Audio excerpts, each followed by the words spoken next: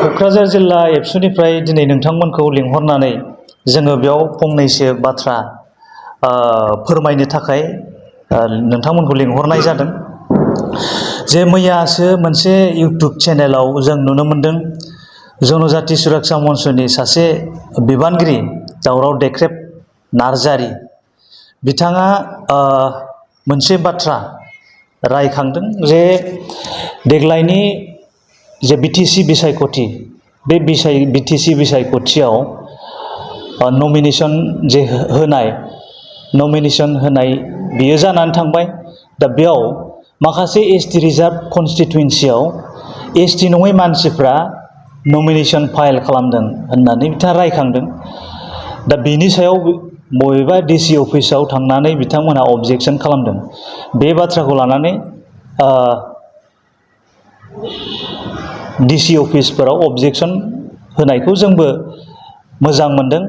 नाथाय बे बाथ्राखौ लानानैनो बे बाथ्रानि सायाव अबजेक्सन होनो थांनानैनो दुलाराय बर' फरायसा आफादखौ टारगेट खालामनानै दुलाराय बर' फरायसा आफादनि आफादगिरि दिपेन बर' बिथांखौ टारगेट खालामनानै जे बाथ्रा बुंदों बिथाङा ट्राइबेलनि सायाव बा सेक्स सिडिउलनि सायाव जेबो बाथ्रा बुङाखै, जेबो बिनि सायाव खोथा बुङाखै।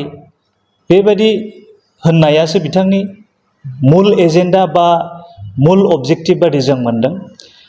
जे खामानिखौ जे इनिसियेटिभखौ बिथाङा लादों बेखौ जों मोजां मोनदों आरो बियो बयनिबो थाखाय वेल एन्ड गुड।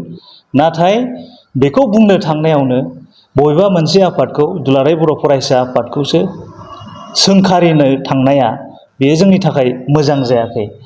दा दुलाराय बर' फरायसा आफादा ट्राइबेल इसु बा सिक्स सिडिउलनि इसु बेयाव मालाबाबो सिरि थाबोआखै, बेयाव मालाबाबो जेबो खोथा बुङालासे थाबोआखै। माखासे सान सिगां सोरबा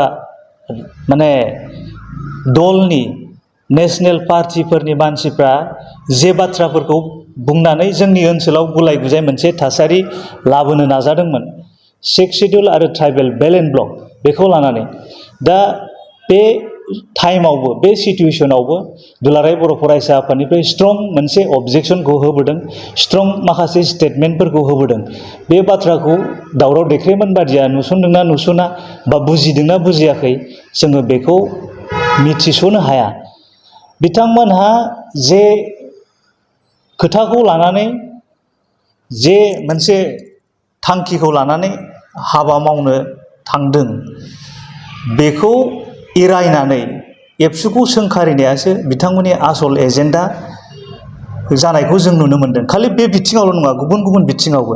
आरो दुलाराय बर' फरायसा आफादनि गाहाय नेहाथारि मानगोनां खनिन्द्र बसुमतारिनि मोनसे भिडिअ जे ससियेल मिडियायाव दायो ओंखारदों, बयबो बिनि सायाव गोबां रोखोमनि बाथ्राखौ बुंदों।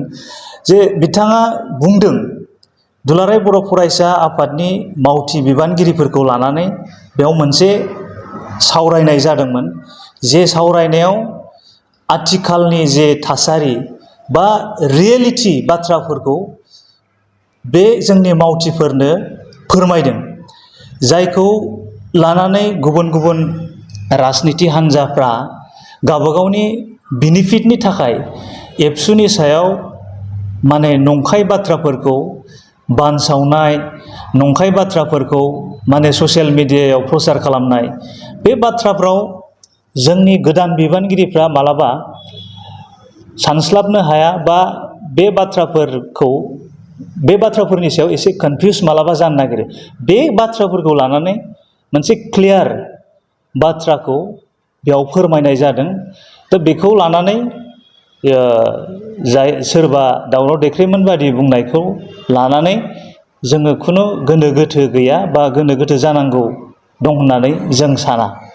बेखायनो जे ट्राइबेल इसु बा सिक्स सिडिउल इसु बेयाव दुलाराय बर' फरायसा आफादा मालाबाबो खुगा मुथुनानै थायाखै, सिरि थाबोआखै।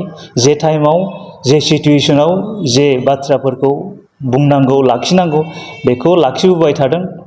आरो जे एसटि रिजार्भ कनस्टिटुयेन्सियाव जुदि एसटि नङै सुबुंफ्रा नमिनेसन बेयाव फाइल खालामदोंबा बिनि सायाव दुलाराय बर' फरायसा आफादनिफ्रायबो इनभेस्टिगेट खालामनाय जागोन, नायबिजिर